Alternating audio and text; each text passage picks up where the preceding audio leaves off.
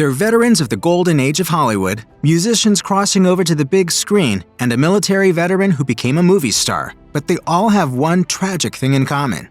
A plane crash ended their life.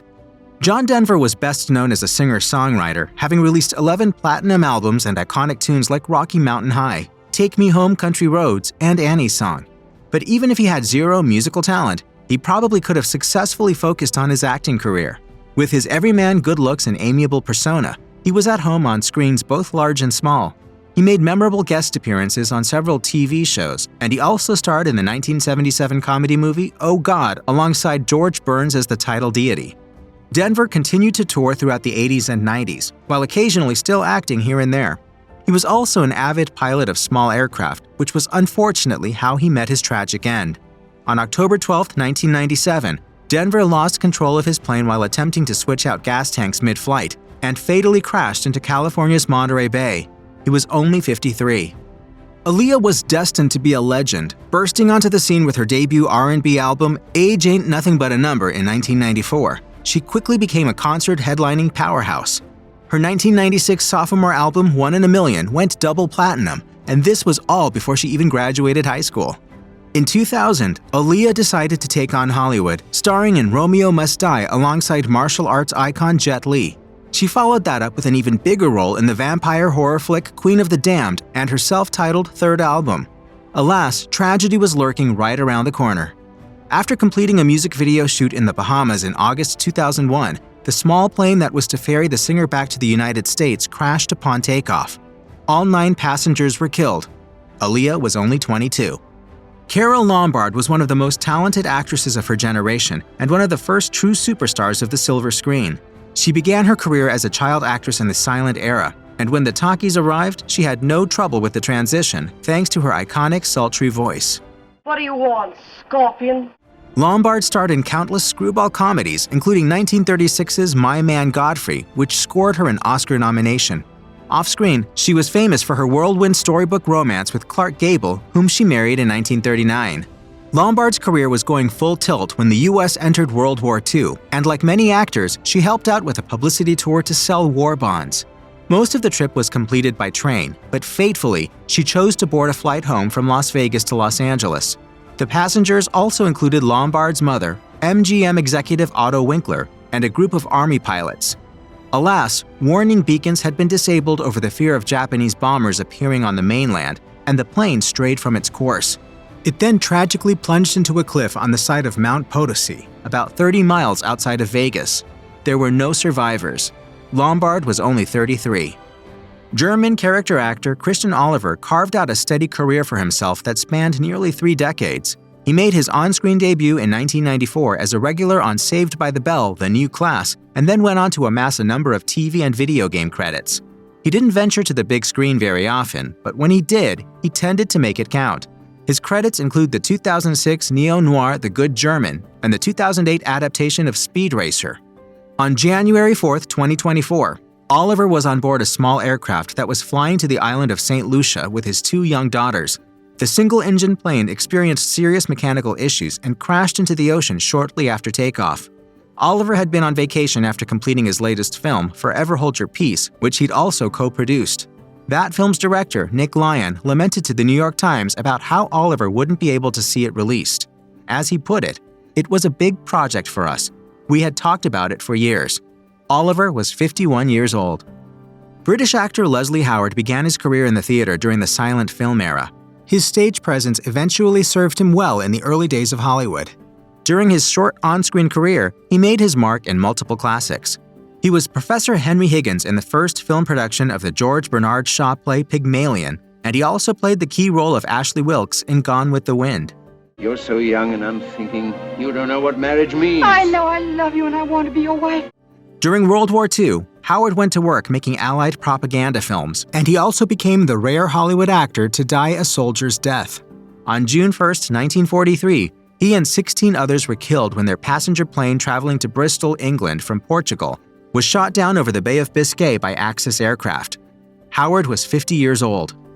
Dean Paul Martin wasn't just the son of Dean Martin, as he was also a man of many talents all his own. His time in the public eye began as a tennis pro, including an appearance in the qualifying rounds of Wimbledon in the late 1970s. He parlayed that experience into a role in the 1979 movie Players opposite Ally McGraw, and more acting roles soon followed. His true passion, though, was flying. He earned his pilot's license while he was still a teenager, and after a stint in the California Air National Guard, he embarked upon officer's training for the U.S. Air Force, which he completed in 1981. Very impressive. Yeah, real impressive. No, really, it is.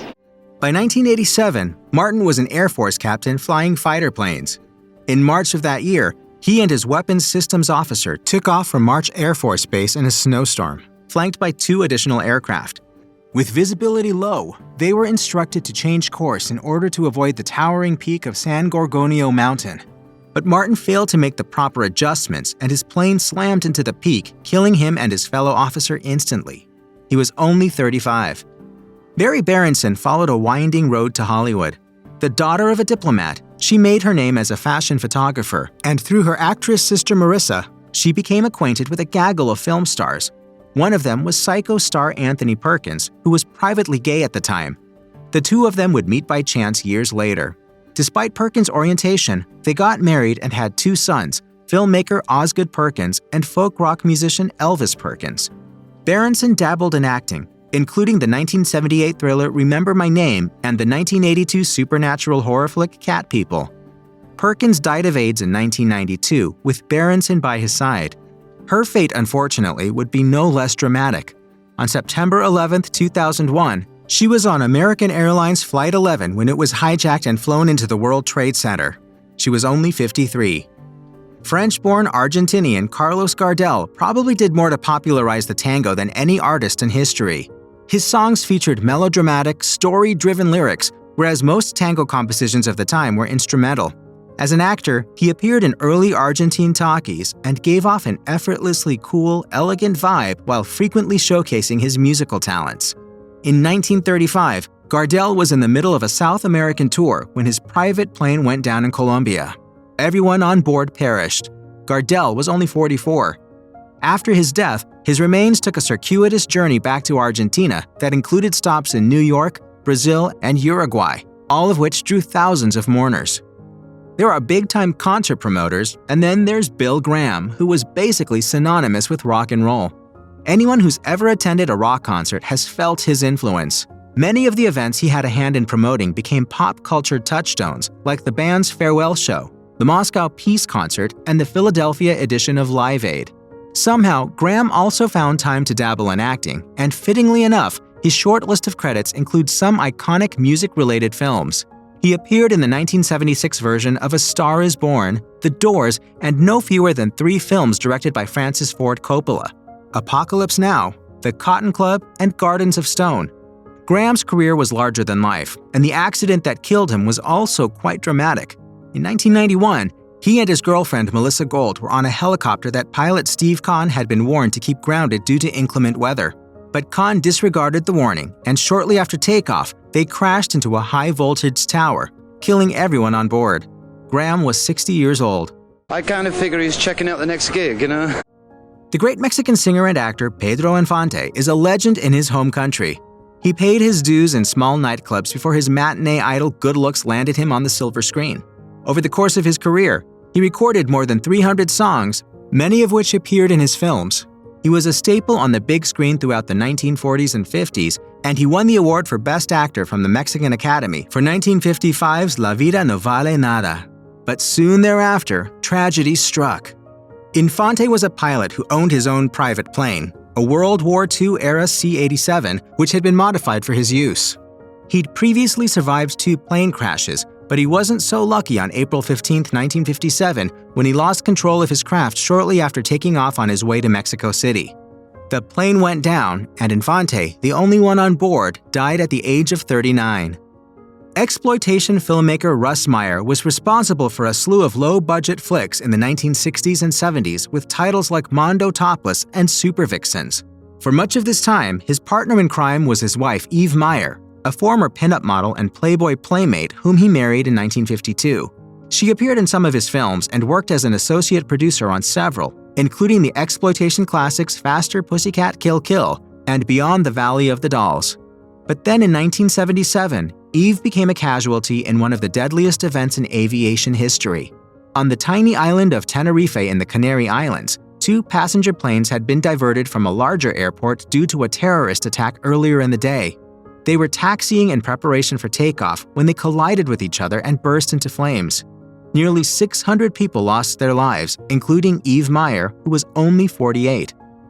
Audie Murphy never intended to be an actor. In fact, he might never have had a life in the public eye if not for his courage in World War II.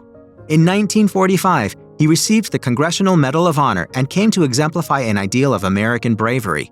So he decided to try his hand in Hollywood, taking on several small roles before breaking through in classics such as 1951's The Red Badge of Courage and the adaptation of his own memoir, To Hell and Back. And I got a feeling trouble's brewing. By the 70s, Murphy was in dire financial straits. His film roles had largely dried up, and he'd filed for bankruptcy in 1968. In May 1971, he and 4 companions chartered a private plane to Martinsburg, Virginia, to scout out a manufacturer of modular housing that Murphy hoped to invest in. They never reached their destination, though. Due to unknown factors, the small craft crashed into the wooded side of the mountain outside of Roanoke, killing all 6 on board. Murphy was only 45. He earned a star on the Hollywood Walk of Fame, but those who knew him preferred that he not be remembered for his acting. As his first wife, Wanda Hendricks, left his memorial service, she declared, "He was a great soldier. No one can ever take that away from him."